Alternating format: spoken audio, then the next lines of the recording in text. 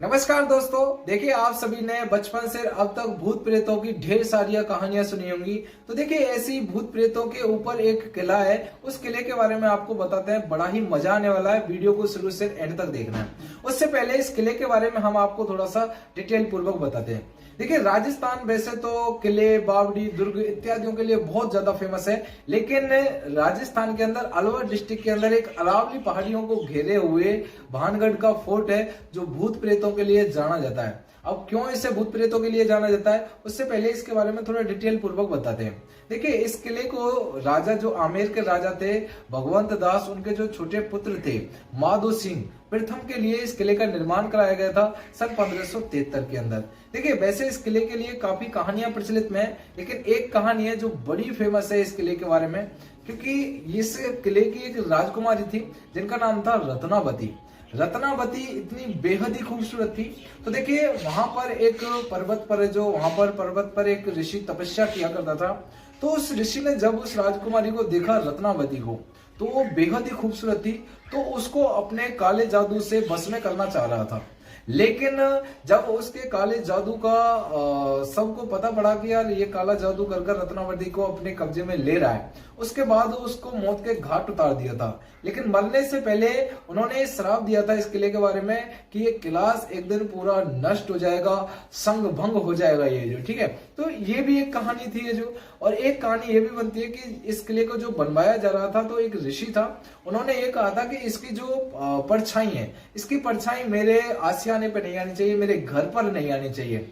तो इसको देखकर उन्होंने इसे बनवाया था। लेकिन जब इस किले की परछाई जो ऋषि था उसके आसियाने पे पड़ी, तो उन्होंने इस किले को स्थापित कर दिया था कि एक दिन ये किला जो शंड भंड हो जाएगा, खंडरों में परिवर्तित हो जाएगा जो, ठीक है। लेकिन ऐसा हुआ था कि इसके बाद क्या हुआ था कि जो अजबगढ़ और भानगढ़ में एक युद्ध होता है, और युद्ध के कारण जब ये भानगढ़ फोर्ट जो हार जाता है, उसके बाद इस किले को नष्ट कर दिया गया था। अब तो वैसे खंडरों में, लेकिन इसे भूतिया किला क्यों मनाया जाता है? देखिए काफी जगह ये भी प्रचलित में आता है, जो वहां के जब ग्रामीणों को, वहां के जो रहने वालों को पूछा जाता है, तो ऐसा बोला जाता है कि जो वो ऋषि था जिसका दिल उस राजकुमारी रत्नावती पर आया था, उसकी आत्मा इस किले के अंदर रहती है जो, ठीक है। लेकिन और किसी से पूछा जाता है तो काफी अपने विचार वहां पर पेश किए जाते हैं। अब इस तक एक एग्जिट जो डेटा है ना, मैंने ये एबीपी न्यूज से लिया था ये डेटा जो, लेकिन फिर भी मैं आपको थोड़ा सा इसका वो करके चलता हूँ, जो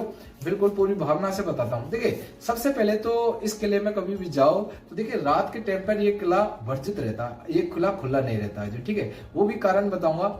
सबसे पहले तो इसे सुबह 6 बजे से शाम से 6 बजे तक चलता है, और 6 बजने के बाद इस किले में सन्नाटा चालू हो जाता है। मतलब ना कोई आना ना कोई जाना, इसको बंद कर दिया जाता है। 6 बजे के बाद इसके अंदर जाना वर्जित है, ठीक है। 6 बजे के बाद जैसे जैसे रात ढलती जाती है, उसके बाद ये खौफनाक मंजर है जो स्टार्ट हो जाता है।